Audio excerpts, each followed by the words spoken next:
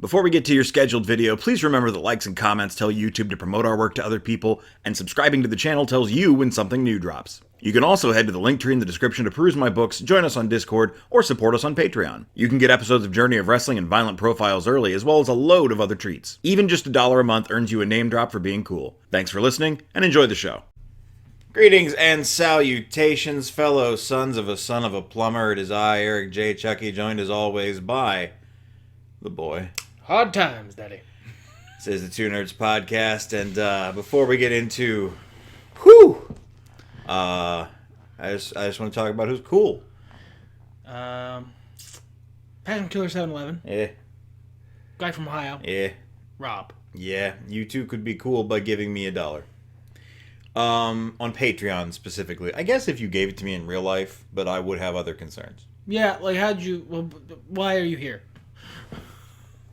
Anyway, so you may remember last year, after a certain figure stepped down from the WWE, we checked out a couple of pay-per-views, and I wasn't overly impressed. You had a better opinion of them. I still didn't love them, but I didn't hate them either. And I had kind of resolved that, the WWE style just didn't excite me anymore, but here comes WrestleMania, and there's all this hype around it, months of build-up, sometimes years, depending on the storyline. And I wanted to check out one thing in particular, and that is NXT Stand and Deliver. Because in our last few years of watching WWE, the black and gold brand really was the brand for us. It really was where we had the most fun. We had it was the best wrestling. It was the best storytelling. And it's back now, and Michael Hickenbottom is booking it. So, yeah, and there's a lot of wrestlers on there that I've been really curious about that I've heard through keeping up with the news or playing the video game. And I was just kind of curious to see, is it still good, or is it in the same vein as the rest of the WWE? Spoiler-free review, I guess. Yes, it's still good. It's still good. It's not quite as high energy, high octane as what I see in AEW, but it is acceptable. It is fun. It's mostly good quality. And any thoughts do you have? I agree with those sentiments. We potentially have a lot to get through, so I'm not going to stand on circumstance much. We're going to run down the card now. Hey, what do you know? A novel idea. Slowly, my transformation into Jeff Goldblum is proceeding. Good. We're going to start with the first match of the main card because we didn't watch the pre-show. No, we didn't, and that was very important because it was for control of Chase University, whatever that is.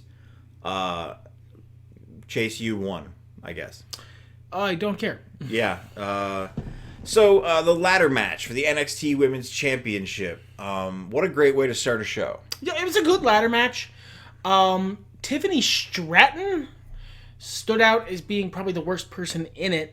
Not that she was a bad wrestler, it's just that she kept blowing really noticeable spots. Yeah. Not a good first impression for Tiffany Stratton. No. Everyone else did a real good job. It was a fine WWE ladder match. Nothing too crazy. Nobody started exploding from the forehead and filled the arena. With the goo. Right, no, I understand what you're talking about. In contrast to basically all AEW big event matches. Yeah. The finish was pretty fun, I thought. Yeah, it requires some storytelling that neither you or I had really watched. But we got the gist of it. Sure. Yeah. I was really glad to see Gigi Dolan wrestle. I was intrigued by her gimmick from back in the Toxic Attraction days, and I'm glad to see that she lives up to the hype. But she unfortunately was not the winner. No, she was almost won, and then was bamboozled by her former partner from Toxic Attraction. And so the win ultimately went to Indy Hartwell. Yes, with a small assist from her in kayfabe boyfriend / husband Dexter Lumis. Who I heard referred to by one of the announcers as, and I'm quoting here, Sexy Dexy. And I'm going to have to live with that. But good for Indy Hartwell. I did not see that finish coming. I really thought that Roxanne Perez was going to reclaim her title after the whole fainting angle. Yeah, he explained that angle to me. That seems dumb. It was a little, like, yeah, a little bit. I don't know. But, like, a lot of WWE storytelling is dumb, so I'm not going to hold that too much against them. The wrestling was good. Sure. It also was like a callback to an old thing that Shawn Michaels did, so... And who loves that more than Shawn Michaels? Every AEW wrestler. No, that's Bret Hart, silly. It's both of them. Oh, okay. The next contest was the Creed brothers, Julius and Brutus, versus the family, Tony D'Angelo and Channing Stacks Lorenzo, and Gallus. Okay, well you can't do bits like that because I thought that guy's name was actually Brutus just now, and I had to look at the screen to go, it's Brutus, and my disappointment is immeasurable, and my day is ruined. I'm not sorry. The third team in the contest was Gallus, the champions, Mark Coffey, and Wolfgang, except he's Scottish, so no. This was okay. I slept on Tony D'Angelo. He seemed like he had a stupid gimmick. Oh no. He does have a stupid gimmick. Sure. But he's selling it, and man, he's really good in the ring. He was the best wrestler in this match by like a noticeable, measurable amount.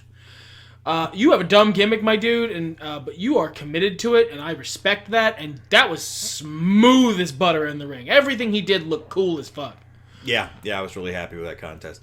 Gallus won when Joe Coffey, Mark's brother, returned and interfered to help them keep the titles. I thought they were faces. Because turns out no. Yeah, I guess not. I do also want to mention that Pretty Deadly was providing host duties for this entire show, and they are solid gold, and I love them. Yeah, they're fried gold. They're kings. I love them. Yeah. Best thing in the show. Superb. Fucking A+. Now this pay-per-view, 2 matches in, was going pretty hard. This one felt like more of a breather, at least to start up. This one ramped up near the end. But the first half, honestly, a little more than half, first 10 minutes of this match were kind of sleepy. I wasn't feeling it. The crowd wasn't feeling it. This being Wesley versus Axiom, Dragon Lee, Ilya Dragunov, and J.D. McDonough. Mm-hmm. A fatal 5-way, as was granted by Shawn Michaels when Wesley demanded he fight basically everyone. On account of being so insane and arrogant that he is just determined to put himself in the worst possible positions to maintain his title and win. Then he did, so I guess he was right. He's just that much better than all the other people in the match. I really was glad to see Dragon Lee. I'm a big Dragon Lee fan. Axiom really blew me away. Yeah, your gimmick might be, shall we say, inspired by others, but that was good wrestling. It was really incredible wrestling. Wesley, of course, is good. I knew that already. Little disappointed by Ilya Dragunov. I don't know if this is typical from him. I've heard good things. His offense was great, but he didn't sell great. No, and he missed like every mark to be in the right place for a drop kick or whatever. This is incredibly shallow. His face is too dumb looking for his big threatening guy gimmick. Your face is too goofy looking, my dude. You got tiny little teeth. You look like Joffrey from Game of Thrones. You're just not threatening. I'm sorry. That's genetics. I'm a big fat guy. I wouldn't try and do a fitness instructor gimmick. Unless it was like ironic. Well, yeah, but his is clearly not intended to be. It was a good match. Nearly went 20 minutes. Pretty hot stuff. The next one I was not super high on. Grayson Waller, who I've discovered I hate, against Johnny Gargano, who is Johnny Gargano. Yeah. Johnny Gargano loses about 40% of how much I am ever going to give a shit about him every time he changes his music. Rebel Heart is one of the best wrestling theme songs in history. And every time you do something to it, you ruin it. Fucking stop it. You have gold. Stop messing with it. Stop trying to fix what isn't broken. Go back to your good theme music. Yeah. And then I'll care about you more. Randy Orton has had the same song for like 50 years now. Why are you changing? Just stop putting a hat on a hat. Yeah. Just fucking keep the best theme music. They beat the ever-loving snot out of Grayson Waller, and by they, I mean Johnny Gargano and his wife, who decided to get involved in this match. After handing off her real baby, which she took to an arena, a lot of people this weekend taking very small babies to the arena. I don't like that. Who else took a baby? We're going to be handling that much later. Okay. All right. Stop it. If they're too small to understand what's going on, it's just a loud, scary room that Don't they take can't a baby leave. where you wouldn't take your dachshund. Yeah, that's a great way of putting it. Yeah. If they're like Dewey Foley back in the day, he at least was old enough to know what was going on. He clearly thought it was real and it was very traumatizing for him. But like, if they're younger than that, if they're too young to know what the fuck is happening, you've just brought your very small child to a big loud room they can't leave, which is just irresponsible. Actually, I thought of an addendum. You're welcome to bring your dachshund to my house. Please don't bring your baby. Yeah, you know what? That's fair. That's a more personal one. Yeah. That's a custom rule. Johnny Gargano wins and reunites with The Way on stage afterward, except for somebody who's a heel on main roster now. What's his name? Theory. Austin Theory. Buddy, I didn't even know they used to hang out. I look at you because you are my partner on this podcast, not because I expect you to have the answer. Because I don't know any of this shit. On to... the wrestling was fine. I don't know if I mentioned that. It was okay. Johnny Gargano's theme music. The action, the beating, the spots was a little better. I was really disappointed nobody ate the candy on the announce table. Tag team match. Fallon Henry and Kiana James, the NXT Women's Tag Team Champions, were soundly defeated by Alba Fyre and Isla Dawn, which I'm happy about. Alba Fyre and Isla Dawn are... Isla? I don't know. Isla. I'm not sure. It's definitely not that. They're a great tag team. This and the match after it are pretty much tied for match of this show for me. I really enjoyed this tag match. I really think it was good. I don't think Fallon Henry and Kiana James kept up their end of the bargain. Not nearly as much, but I liked, for reasons that it takes too long to explain. I know there is a TNA stable called The Coven now. These people are going to be called The Coven in my head forever. But Fyre and Dawn, I think, was the soft pitch they did at the end of the match. Yeah. Fyre and Dawn, because they need a fucking tag team name, desperately. Were a really good tag team, and they were entertaining enough that I liked the match quite a bit. Yeah. I was really glad to see them working really well together. I think Dawn is the better of the two, but that's not to say that Fyre's any slouch. I didn't understand the gimmick with the purse and Brooks Jensen and Josh Briggs. I don't know.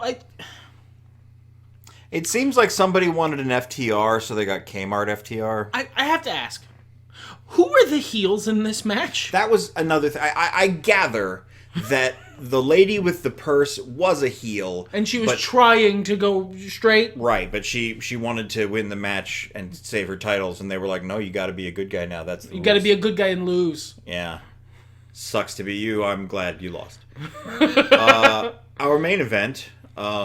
which was a really good contest. Nothing crazy, but really, really solid. Braun Breaker defending his NXT championship against Carmelo Hayes. Great match. This is the first Braun Breaker match I've seen, and I've heard a lot of stuff on the internet about him, and I've seen clips of him doing cool moves. It's the first full match of his I've watched. No, I get it. He's got a fucking amazing upside. In 10 years, he'll be a WWE champion. That as long as he sticks around, that guy's going to be a made man. He's everything that certain parties who may be more influential going forward. Dana White? Well, we're not there yet. Oh, okay. But love, and he also is stuff I love. He is a great distillation of what a Steiner is. He does earnest babyface so well. Most people who do earnest babyface come across as green or awkward. Or the beginning of the New Day. Sure. Just fucking insufferable. Yeah, but he feels very genuine, and they did an excellent job after Carmelo Hayes took the title, where he gave it to him and held his hand up. And that's so small and so easy. But it's really good, earnest, blue chip babyface behavior that also allows you to naturally transition him up to the main event, up to the main roster, which is probably where he's going. Most likely. But that was the show. That was Stand and Deliver. The action was good. I might watch an NXT show in the future. I could see that. I don't have much interest in main roster stuff, but NXT, you're still solid. You want to talk about Supercard of Honor at all? We didn't watch it, but No. I'd still love to talk about the booking. Yeah. Ignoring the pre-show because it's a bunch of stuff that doesn't matter, although Willie Mack was there, and I appreciate that. Stu Grayson won a match. I'm happy about that. And Yeah. Willow Nightingale won a match. I'm happy about that. And Takeshita won a match. Man, all the people I like who never win in AEW are winning matches in Ring of Honor. Apparently there was an incredible match for the AAA Mega Championship between El Hijo del Vikingo and Commander. Yeah, I've seen this crowed across the internet as being just fucking great. Yeah. The Also, Embassy. can I just say, the AAA Mega Championship, now that has some fucking sauce. Take note, Universal Championship, that fucks. I'm glad the Embassy retained. I really like the Embassy. I like Prince Nana. If you watch our Ring of Honor Journey of Wrestling playthrough, you know that. Yeah, I love Brian Cage and I love Prince Nana. I'm less so on the other two guys. They're fine. I just they haven't given me the opportunity to love them yet. Athena defended her title against. I'll give you the opportunity. Yuka Sakazaki. I apologize to your ears. I don't. I'm so happy Athena won. She's fucking amazing, and I'm glad she's flourishing. Yeah, me too. She deserves it. A strange match simultaneous was this one. 2 matches went on at the same time. I wasn't aware until afterward, but I thought that was kind of beautiful. Samoa Joe, almost inexplicably, defeats Mark Briscoe by submission for the Ring of Honor Television Championship. Baffling. Don't do this. Yeah, I wouldn't have put him in the match. I love the King of Television. He does amazing promos. I was so happy when he beat everyone he beat. It was great. This was a fucking stupid call. I would have given him a different opponent. Yeah, if you're not going to have Mark Briscoe win this match, look, eventually you do have to go back to booking Mark Briscoe like a normal wrestler. We absolutely have not crossed that threshold yet. I think, though, maybe this is to garner him deep sympathy. You know what? Yeah, maybe not enough has happened in his life yet that would garner him sympathy. Yeah. But the match that went on at the same time, as I'm given to understand, not sure of the winner, that would be Jay Briscoe versus Eddie Guerrero. Heard it was a banger from Mark himself, so, you know. Well, there you go. Okay. And then Daniel Garcia, who is, like, slowly, he feels like a kid who got the golden ticket. He's, like, wrestling all of the greats. Yeah, I don't know what fucking Crossroads devil Daniel Garcia made his deal with, but I hope the cost was worth it, my son, because you really got your money's worth. He got his ass beat by Hiroshi Tanahashi, but he also got to wrestle Hiroshi Tanahashi. I mean, if getting your ass beat by Hiroshi Tanahashi is the point, I think. I think so. The low point, and I don't believe action-wise on this card, unfortunately, a big fuck-off ladder tag team match. The Lucha Brothers came out on top. They are the new Ring of Honor tag team champions. They deserve it. I know, like, they don't go here, but it's fine. Well, they'll go here now. Yeah. You haven't. Oh man, the outsider people won the title. No.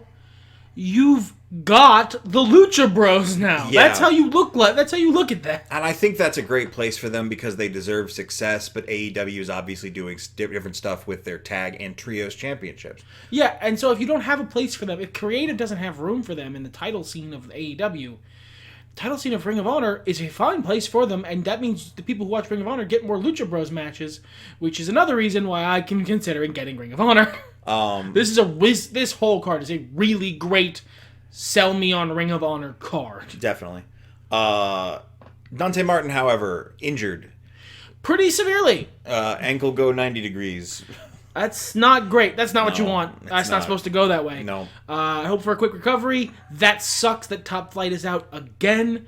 Not just because he's injured, but it sucks for his brother who just came back. Sure. But looking at the bright side, when Darius went out, Dante got a big singles push and a lot of really cool matches that really sold how cool he is. Maybe they can do the same. Maybe. And hopefully he won't be out for too long. Quickest possible recovery. Katsuyori Shibata took Wheeler Yuta's Pure Championship. Was not expecting that. No, I mean, I didn't think but I mean, it just serves to fuel the new heel Blackpool Combat Club. Sure. Who, given that they were led by William Regal originally, should have been heel the whole fucking time.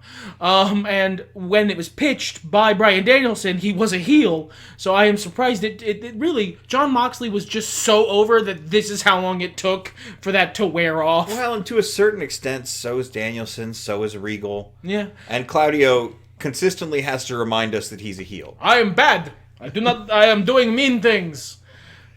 Patooey. Big smile. He didn't actually spit there. He pretended to spit. But speaking of, Claudio Castagnoli defends his title against Eddie Kingston.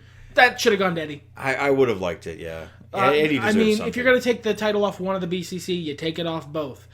If you're going to book like a faction's change, or I certainly don't want the BCC to fall apart, but if you're going to be booking a new direction for them, and one part of the faction's going to lose the title, like the lesser title even, and another part of the faction owns like a world title, it only makes sense for that one to lose the title too. Wouldn't you agree?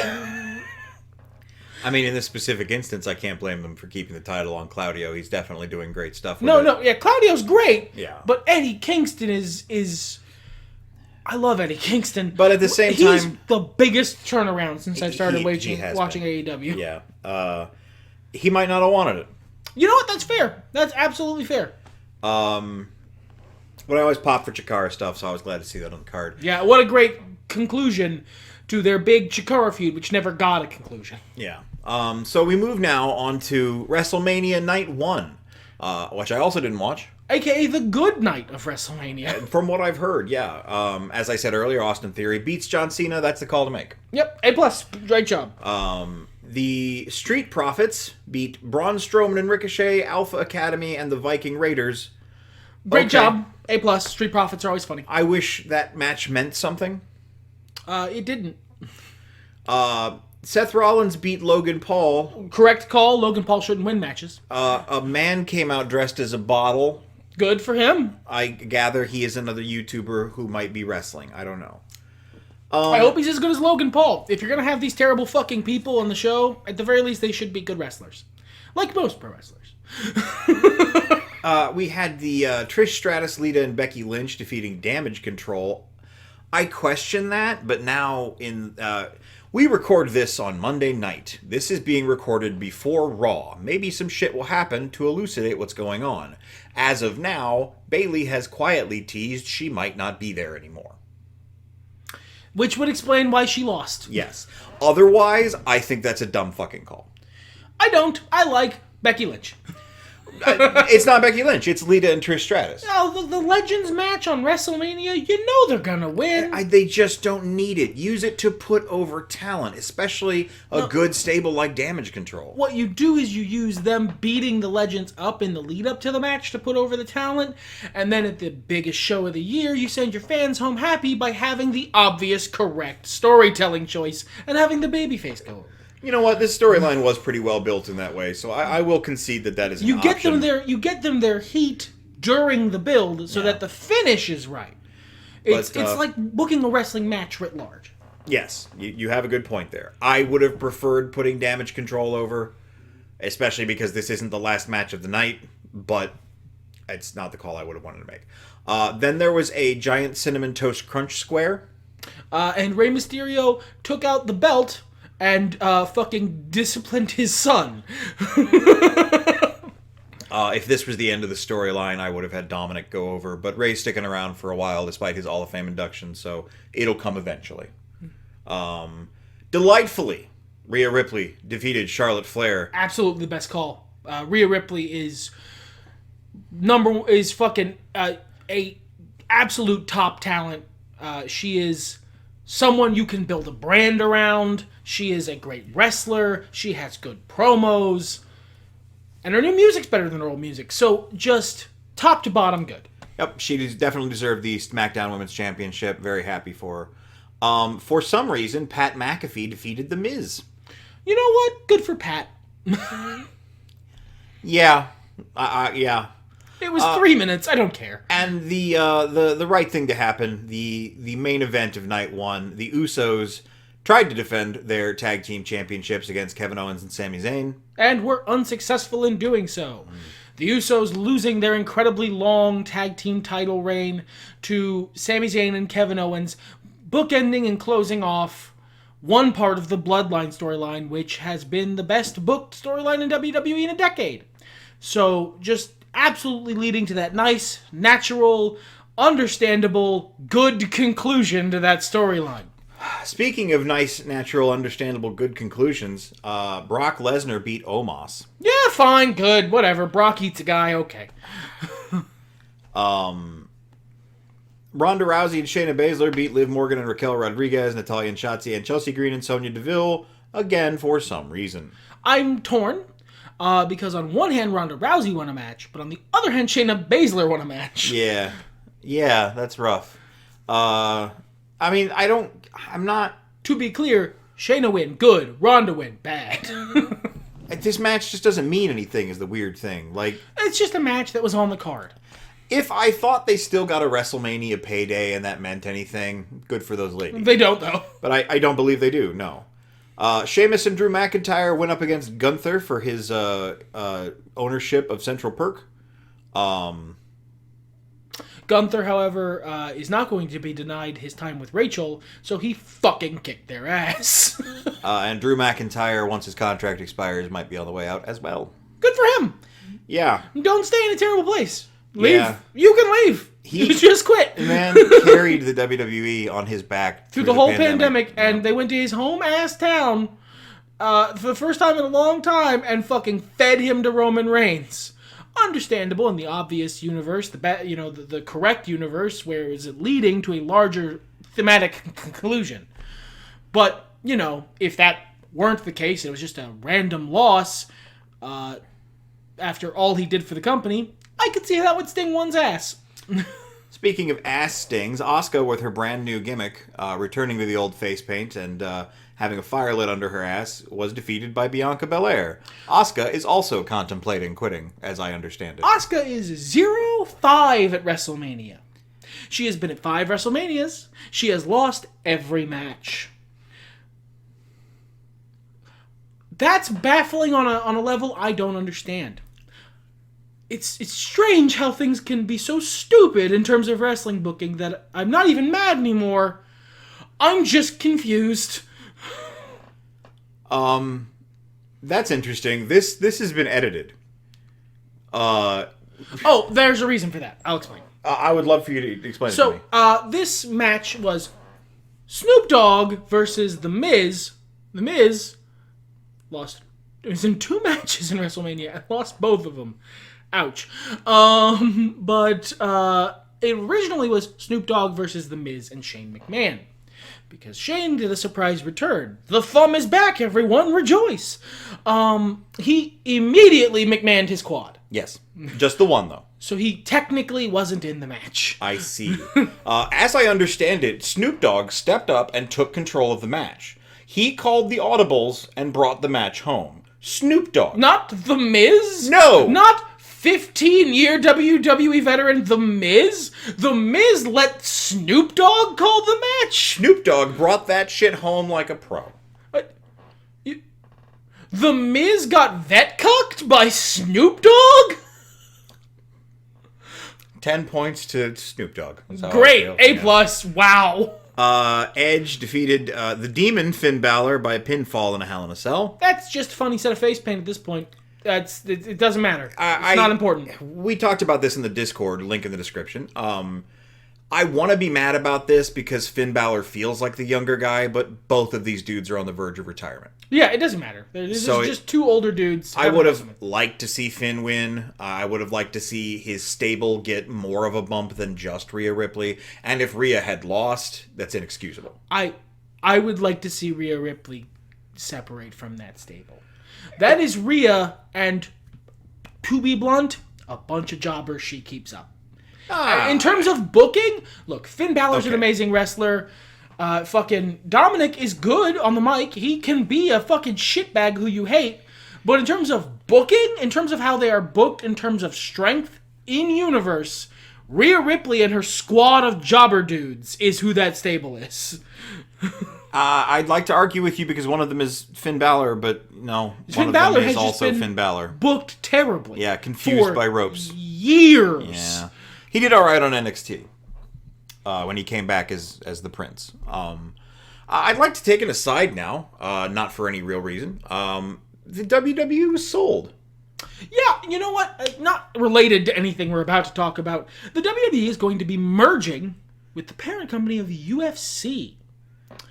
They're going to be forming one big, super, double, mega, hyper, global brand with billions of fans of blah, blah, blah, PR bullshit.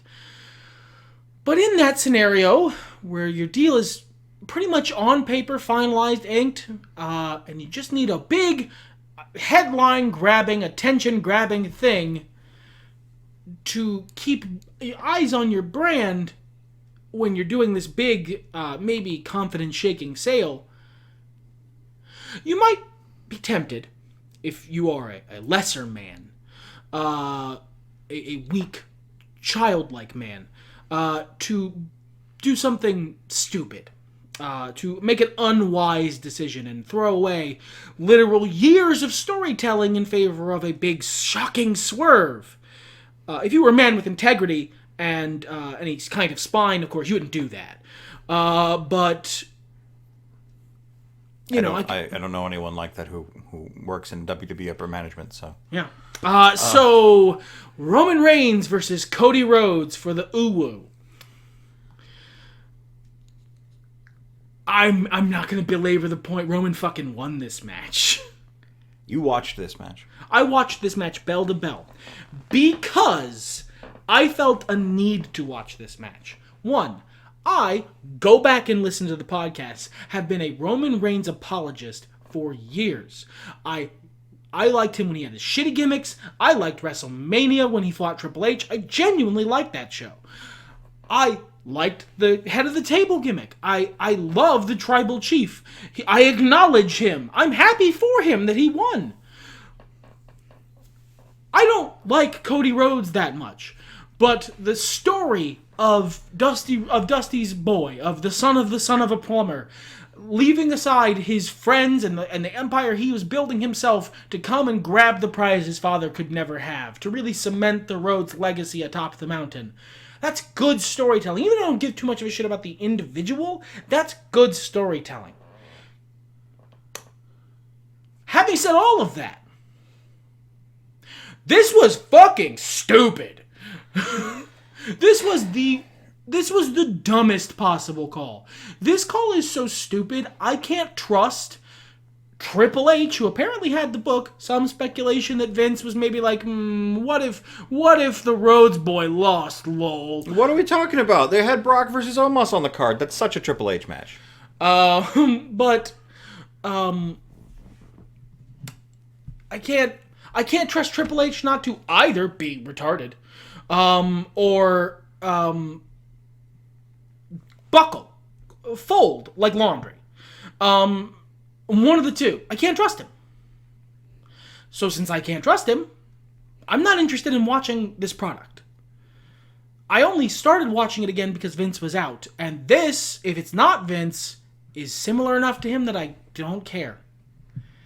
I had to watch this match because its outcome would determine whether or not I gave any amount of a shit about any WWE event for the next several years. It's just like, and the thing is, the really stupid thing is, Cody knew this. Cody signed up to this. Yeah. The finish of this match wasn't a last minute decision. This had been the case for weeks. Have you heard that? Yes. Okay. I have heard, I researched that. Apparently, it was an inked-in decision that all parties involved knew about. The finish, the details of the match, who was going to interfere, how it was going to happen. That was Sunday. But the finish was in stone for weeks leading up to this event. And Cody still came and did it. There's not... The thing is, okay, and then this is... Let me talk to you from the perspective of an amateur booker, okay? I've been doing this shit for years, sometimes with real people, sometimes in a video game. You can't put Roman more over. You can't. Barring him saving the life of a young child IRL, this man cannot get more clout. It's impossible. And WrestleMania is the event in a year where lapsed fans, like myself, aka a portion of your potential audience, The audience that they seem to cater toward the most. where they bring in legends and nostalgia bait gimmicks and all that shit, the lapsed fans, they come back for WrestleMania. They watch the main event to see if anything has changed, anything that might be interesting. This is not change. This is the same finish to, as I understand it, the last 3 WrestleManias, in fact. It's been the finish to the main event for going on 4 years now. Three at least. And it was the same kind of finish. It was a bunch of bloodline interference bullshit. Roman wins lol. It's a good song. It's a good song. It's a song I like. But eventually you need a new song. You're not a good DJ if you just have the one track. I don't know what happens to Cody from here. I don't know. I mean, this completely fucking nukes his legitimacy. Yeah, basically. He went from undesirable to, still undesirable. Welcome back to the mid-card. Enjoy your new Stardust gimmick. and I mean, we say that, but, they'll build them up. And I don't understand the degree of copium that the WWE fan base is on. I don't get it. They will see a really poor result like this and be like, oh, no, this is good, actually. Cody's fine. He'll recover from this. He's such a great star. And I mean, can he do other things? Yeah, he's not going to go home and retire and put his boots on the shelf. You'll put him in other storylines. He'll be a Seth Rollins. It's very possible that he could be the champ by this time next year. I just don't care. It's possible he could be the champ by the time this show goes up, but they still fumbled WrestleMania. You fumbled the bag. It doesn't matter if he wins it from here. It's not important if he wins it from here. It doesn't matter if Monday Night Raw is a 3-hour Cody Rhodes Roman Reigns match where Cody comes out on top. It doesn't matter.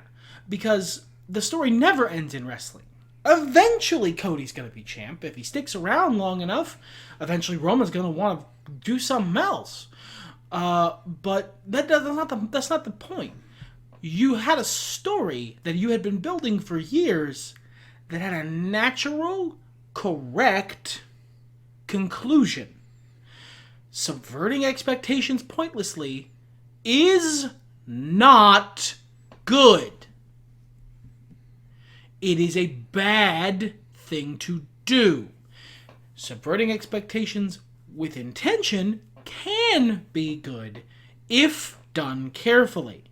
But just swerving a motherfucker to swerve a motherfucker does nothing but poison your audience's ability to invest in the narrative, to suspend their disbelief.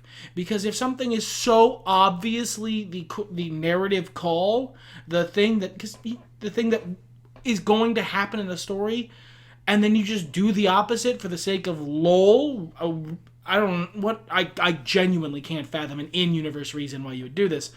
Out of universe, blah blah blah. Roman's more marketable. You're selling the thing. You want the title on the guy everyone knows. But for the story, there's no good story reason to do this.